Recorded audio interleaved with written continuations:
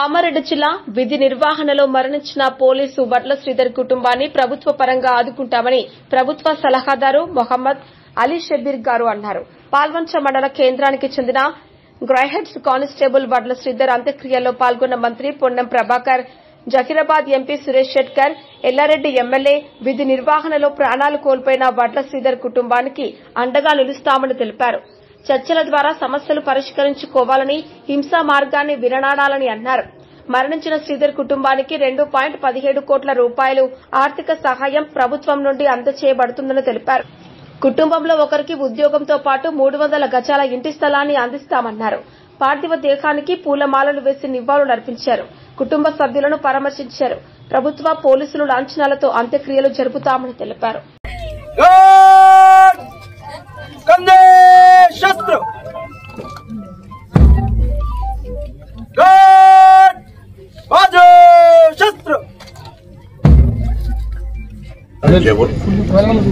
విధి నిర్వహణలో భాగంగా నిన్న ములుగు జిల్లాకు సంబంధించినటువంటి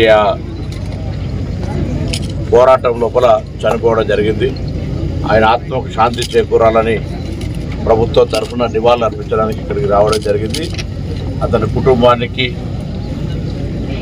సంఘీభావం తెలియజేస్తూ వారు ధైర్యంగా ఉండడానికి ప్రభుత్వ పక్షాన అన్ని రకాలుగా అండగా ఉంటాం అనే మాట చెప్పడానికి కొరకు ఇక్కడికి రావడం జరిగింది.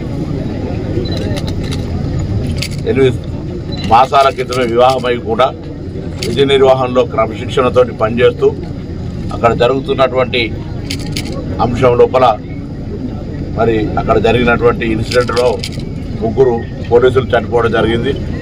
అందులో వడ్ల శ్రీధర్ తన ప్రాణాలు కోల్పోవడం జరిగింది.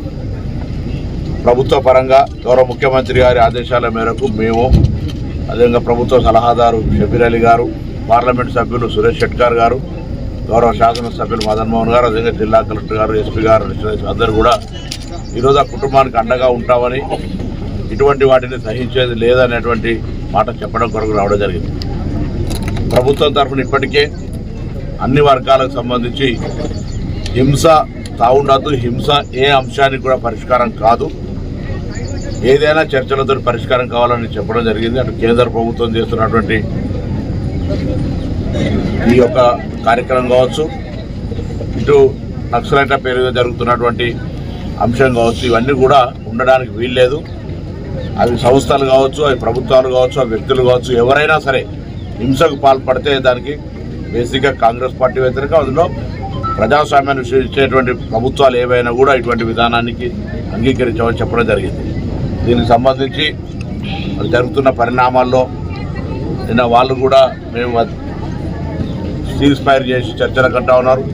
సెంట్రల్ గవర్నమెంట్ కఠినంగా ఉంటుంది అనేటువంటి మాట చెప్తా ఉన్నారు. కాబట్టి వాటన్నిటి మధ్యలో ప్రాణ నష్టం జరగకుండా ఉండి శాంతి భద్రతలు కాపాడుతూ ఎవరిని కూడా ఎవరు చంపుకోవడం లేవు, చట్టం ఉంది, లా ఉంది, దాని ప్రకారంగా పోతే బాగుంటుంది అనేటువంటి అభిప్రాయాన్ని గౌరవ ముఖ్యమంత్రి గారి పక్షాన తెలంగాణ ప్రభుత్వం ఇప్పటికే అనేక సందర్భాల్లో కేంద్రాన్ని కోరినాం.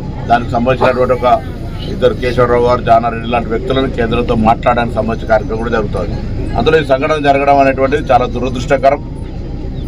ఆ యువకుడికి జరిగిన నష్టాన్ని ఎవరు తేలేకపోయినప్పటికీ కూడా ఇటువంటి విధి నిర్వహణలో చనిపోతున్నటువంటి పోలీసులు కానీ ఇతర ఎవరైనా కూడా ప్రభుత్వం అండగా ఉంటుంది. అదో ముఖ్యంగా శాంతి భద్రతలు కాపాడడానికి సంబంధించిన జరుగుతున్న అంశంలో చనిపోయినటువంటి అంశంగా వారికి ప్రభుత్వం అండగా ఉండి వారికి మొత్తం కుటుంబ పరంగా దాదాపు 2,17,00,000 రూపాయలు వివిధ పద్ధతుల ద్వారా 300 గజాల స్థలము, వాళ్ళ కుటుంబంలో ఒక ప్రభుత్వ ఉద్యోగాన్ని చేయడానికి మరి నిర్ణయం తీసుకోవడం జరిగింది. వాటికి సంబంధించినటువంటి కార్యక్రమాలు జరిగితే అదేవిధంగా అధికారికంగా వారికి నివాళులు అర్పించి వారిని ఆత్మకు శాంతి చేకూరాలని మేము కోరుకుంటాము.